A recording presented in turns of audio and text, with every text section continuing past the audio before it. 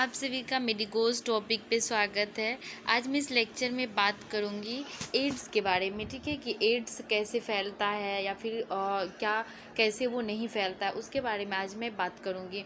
तो एड्स क्या है? एक एड्स का फुल फॉर्म होता है एक्वायर्ड इम्यूनो डिफिशियंसी सिंड्रोम, है ना।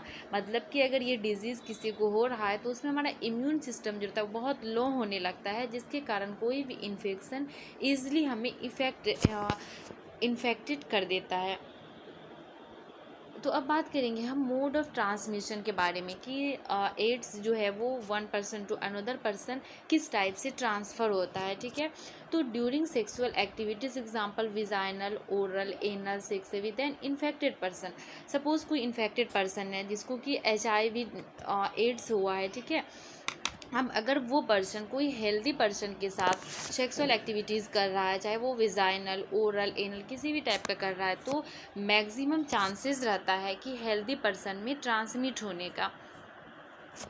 And second, through sharing needle, ठीक है। अब हॉस्पिटल वगैरह में देखते हैं कि एक ही नीडल से किसी एक पर्सन को दिया और फिर वही नीडल हम अगर दूसरे पर्सन में यूज़ कर रहे हैं तो उसमें भी एड्स फैलने का चांसेस रहता है, ठीक है। इसीलिए कि अगर हम नीडल यूज़ करते हैं तो उसको हमें डिस्कार्ड कर देना चाहिए। नेक्स्ट, फर्दर नीडल लेना यूज़ करना चाहिए। During labour delivery mother to baby unsterile blade razor, ठीक है। मतलब कि जिस टाइम लेबर होता है उस टाइम अगर किसी भी इंस्ट्रूमेंट का यूज़ किया जाता है अम्बिलाइकल कॉर्ड वगैरह को कट करने में, ब्लेड का, किसी भी टाइप के इंस्ट्रूमेंट का, ठीक है, तो हम वो क्या करेंगे कि उसको स्ट्राइल करेंगे, ठीक है। उसको स्ट्राइल करके तब यूज़ करेंगे, नहीं तो बहुत ज़्यादा चांसेस रहता है अगर किसी के मदर को एड्स है तो बेबी में ट्रांसफ़र होने का। नेक्स्ट, अनस्टेराइज ब्लेड एंड रेज़र, ठीक है। मतलब कि अगर ब्लेड कोई रेज़र है तो वो दो पर्सन को यूज़ नहीं करना चाहिए, ठीक है, क्योंकि अगर कोई इन्फेक्टेड पर्सन है और वो यूज़ करा, फिर दूसरा पर्सन अगर उसी नीडल, उसी ब्लेड रेज़र को यूज़ कर रहा है तो उसमें ट्रांसफ़र होने का चांसेस रहता है।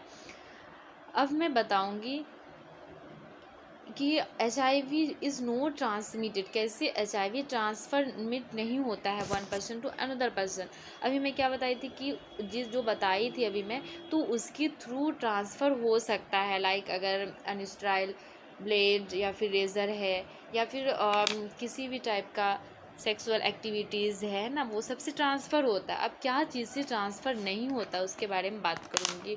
तो फर्स्ट ऑफ ऑल कि हगिंग, ठीक है, किसी से भी गले लगने से HIV ट्रांसफ़र नहीं होता है।